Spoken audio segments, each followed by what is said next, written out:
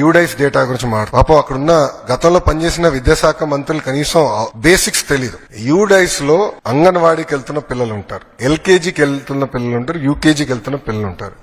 ఈ స్కీమ్ వాళ్ళకి వర్తించదు. నంబర్ 1. నంబర్ 2, గత ప్రభుత్వం GER గ్రాస్ ఎన్రోల్మెంట్ రేషియో చూపించేదానికి 18 సంవత్సరాల కన్నా ఎక్కువ వయసు ఉన్న వాళ్ళని తీసుకొచ్చి ఏకంగా ప్రభుత్వ పాఠశాలల్లో చదువుతున్నారని వాళ్ళని ఎన్రోల్ చేస్తాం జరిగింది. పక్క రాష్ట్రాల్లో చదువుతున్న పిల్లల్ని తీసుకొచ్చి ఆంధ్ర రాష్ట్రంలో చదువుతున్నారని చూపిస్తాం జరిగింది. విత్ ప్రూఫ్ నా దగ్గర ఉన్నాయన్ని. విద్యాశాఖ మంత్రిగా నేను వాస్తవాల దగ్గర ఉండాలి గనక మొత్తం లిస్ట్, ఎందుకంటే ఇది డ్రాప్ బాక్స్ అని ఉంటుంది. అంటే ఈ పాఠశాలలో పిల్లలు ఉంటారు, ఈ పాఠశాల పిల్లలు మధ్యలో ఉంటారు, గాల్లో ఉంటారు పిల్లలు. డ్రాప్ బాక్స్ అంటారు అది ఐటీలో. ఈ వాళ్ళ సిస్టమ్ లో డ్రాప్ బాక్స్ అక్కడ పెట్టి పెట్టేశారు. పిల్లలు ఎక్కడున్నారో మాకు తెలియదు. మొత్తం వెరిఫై చేస్తే దొంగ లెక్కలు ఉన్నాయని తేలినాయి. ఒక విద్యాశాఖ మంత్రికి అసలు ఎంతమంది పిల్లలు ప్రభుత్వ పాఠశాలలో చదువుతున్నారు తెలుసుకున్నాక నాకు 100 రోజులు పెట్టిందండి. 100 రోజులు పెట్టింది నాకు. అధికారులు అడిగితే సార్ మాకు నంబర్ క్లారిటీ లేదు సార్, గతంలో వీళ్ళు ఎట్లా నడిపించారో నాకు అర్థం అలా విద్యాశాఖ అంటే ఏదో లెక్కలున్నాయి, ఏదో నంబర్లు అని చెప్పి చేస్తాం కాదు. రెండోది, నిజంగానే వాళ్ళంత భావించుంటే వాళ్ళు ఎందుకు ఇవ్వలేదండి?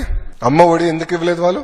ఈ రోజు మేము ఇస్తున్నాం. అర్హులు ఎంతమంది ఉన్నారో వాళ్ళు ఇచ్చేదాకా మేము సిద్ధంగా ఉన్నాం. మొత్తం లిస్ట్ GSWS ముందర పెడతాను, బయట పెడతాను. లేదంటే ఎవరన్నా రాలేదనుకుంటే మన మిత్రకెళ్ళి ఎందుకు రాలేదో తెలుసుకోవచ్చు, కరెక్ట్ చేసిన మార్గం కూడా ఇస్తున్నాం. సో అర్హులు ఎంతమంది ఉన్నా ఇచ్చేదానికి కూటమి ప్రభుత్వం సిద్ధంగా ఉంది.